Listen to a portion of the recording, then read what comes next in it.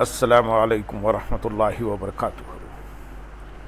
الحمد للہ رب العالمین والصلاة والسلام علی سید المرسلین، اما بعد فاعوذ باللہ من الشیطان الرجیم، بسم اللہ الرحمن الرحیم۔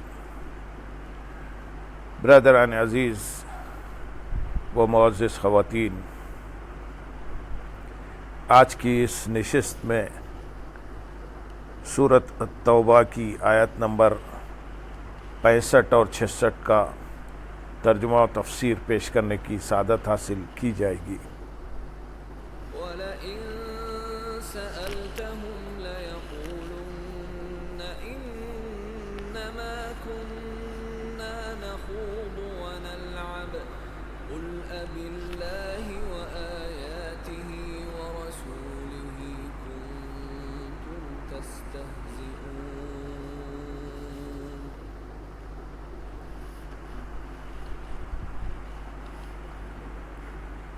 لَا تَعْتَذِرُوا قَدْ كَفَرْتُم بَعْدَ إِيمَانِكُمْ إِن نَّعْفُ عَن طَائِفَةٍ مِّنكُمْ نُعَذِّبْ طَائِفَةً بِأَنَّهُمْ كَانُوا مُجْرِمِينَ۔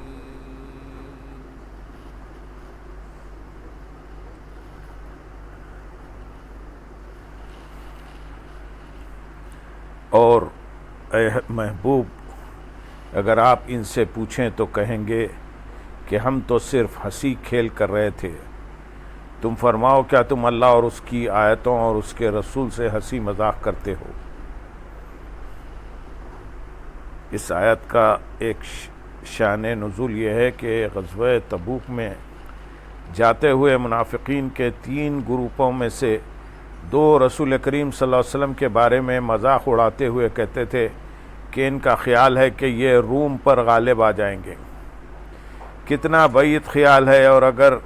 اور ایک گروپ بولتا تو نہ تھا مگر ان باتوں کو سن کر ہنستا تھا۔ حضور پرنور صلی اللہ علیہ وسلم نے ان کو مخاطب فرما کر ارشاد فرمایا کہ تم ایسا کہہ رہے تھے۔ انہوں نے کہا، ہم راستہ طے کرنے کے لیے ہنسی کھیل کے طور پر دل لگی کی باتیں کر رہے تھے۔ اس پر یہ آیت کریمہ نازل ہوئی۔ دوسرا، اس آیت کا شان نزول یہ ہے کہ کسی کی اونٹنی گم ہو گئی، اس کی تلاش تھی۔ رسول اللہ صلی اللہ علیہ وسلم نے فرمایا، اونٹنی فلاں جنگل میں فلاں جگہ ہے۔ اس پر ایک منافق بولا، محمد صلی اللہ علیہ وسلم بتاتے ہیں کہ اونٹنی فلاں جگہ ہے، محمد غیب کیا جانے؟ اس پر اللہ عز و جل نے یہ آیت کریمہ اتاری۔ اس آیت سے 3 مسئلے معلوم ہوئے۔ ایک، حضور اقدس صلی اللہ علیہ وسلم کو اللہ تعالیٰ نے غیب کا علم دیا کہ جو تنہائی میں باتیں کی جائیں نبی کریم صلی اللہ علیہ وسلم کو ان کی خبر ہے۔ نمبر 2، کفر کی باتیں سن کر رضا کے طور پر خاموش رہنا یا ہنسنا بھی کفر ہے، کیونکہ رضا بالکفر کفر ہے۔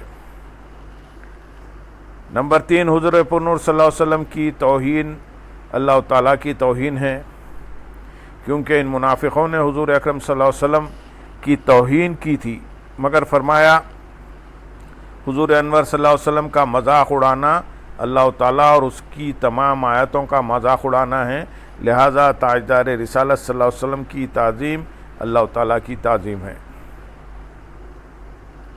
آیت نمبر 66 میں ارشاد ہے، بہانے نہ بناؤ، تم ایمان ظاہر کرنے کے بعد کافر ہو چکے۔ اگر ہم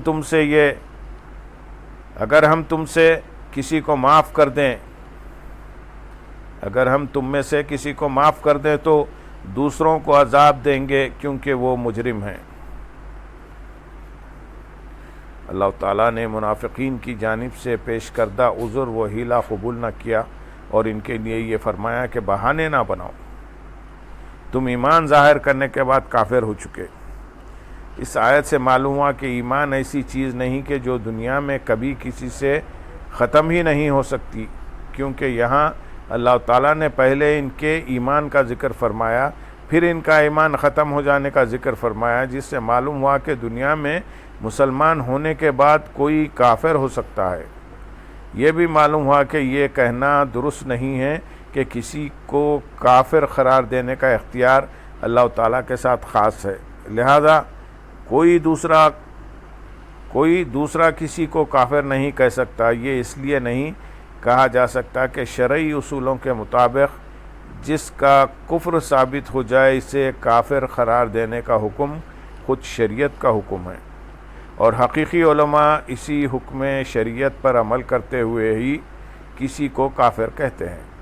اگر یہ پابندی عائد کر دی جائے کہ کوئی اللہ تعالیٰ کے بارے میں، اس کے حبیب رسول صلی اللہ علیہ وسلم کے بارے میں، اس کی مقدس کتاب قرآن مجید کے بارے میں، اس کے پسندیدہ دین اسلام کے بارے میں کیسے ہی توہین آمیز کلمات کہے یا کتنے ہی برے افعال کے ذریعے ان کی توہین کرے یا دیگر ضروریات دین کا انکار کرے تو اسے کافر نہ کہا جائے، کیونکہ اسے کافر قرار دینے کا اختیار صرف اللہ تعالیٰ کے پاس ہے۔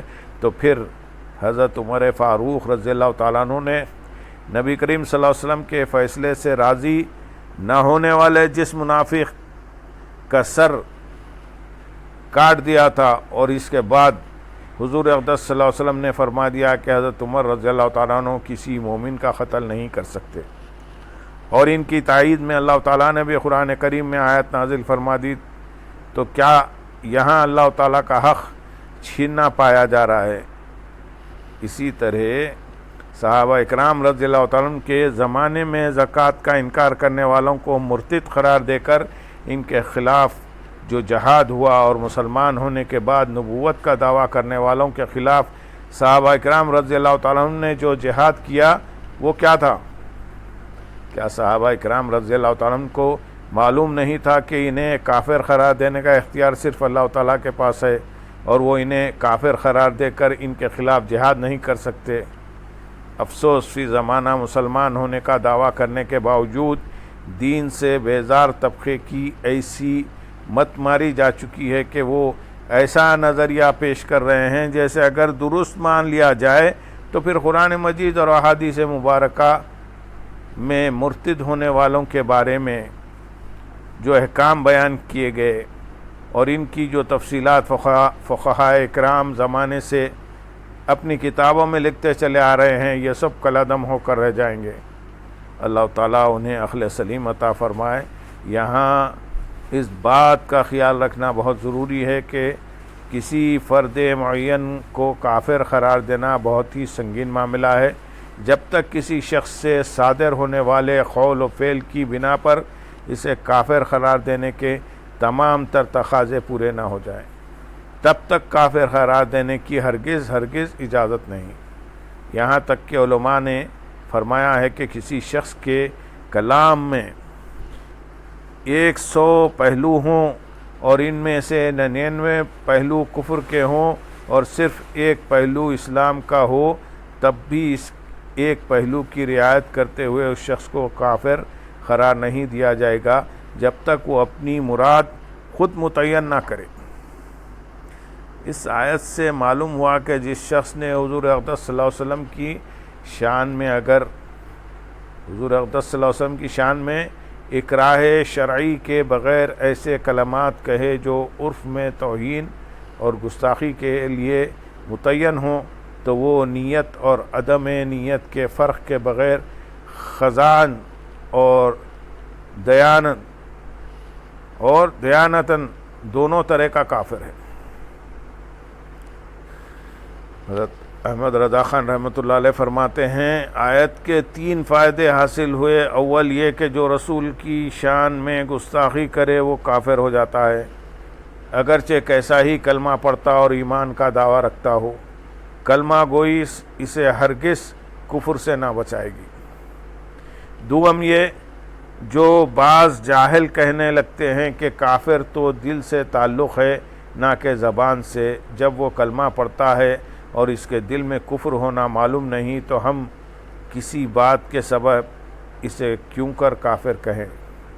محض خط اور نری جھوٹ بات ہے۔ جس طرح کفر دل سے متعلق ہے، یوں ہی ایمان کا بھی دل سے تعلق ہے، تو زبان سے کلمہ پڑھنے پر اسے مسلمان کیسے کہا؟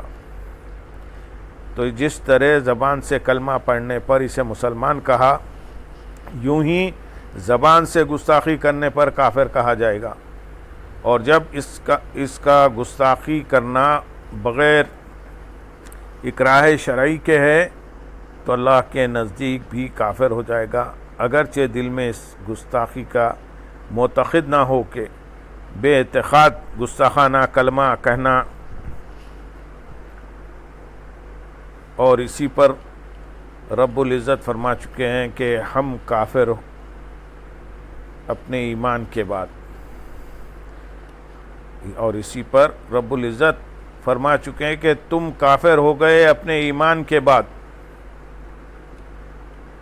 سوم تیسری بات جو ہے، کھلے ہوئے لفظوں میں عذر تعویل مسموع نہیں۔ آیت فرما چکی کہ ہیلا نہ گھڑو تم کافر ہو گئے۔ ایک اور مقام پر فرماتے ہیں، جو بلا اکراہ کلمہ کفر بکے بلا فرق نیت مطلقاً قطعاً یقیناً اجماعاً کافر ہے۔ پھر اس پر فقہاء اکرام کے جزائیات بیان کرتے ہوئے فرماتے ہیں، فتوی امام قاضی خاں فتوی عالمگیری میں ہے،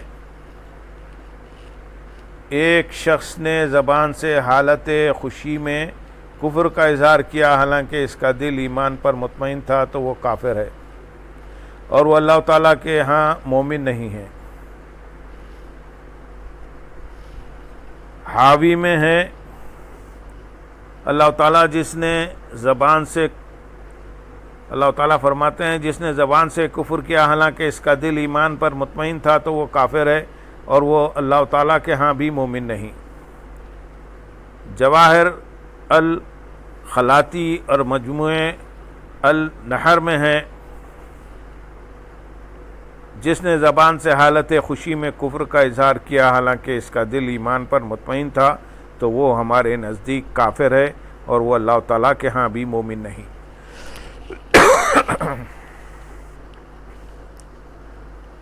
شرح فقہ اکبر میں ہے، زبان دل کی ترجمان ہے، تو یہ دل کی تصدیق یا عدم تصدیق پر دلیل ہوگی، تو جب وہ اظہار ایمان پر قدرت کے باوجود عدم تصدیق کا اظہار کرتا ہے تو وہ کافر ہوگا، البتہ جب کسی جبر کی وجہ سے اظہار پر قدرت نہ ہو تو اب کافر نہ ہوگا۔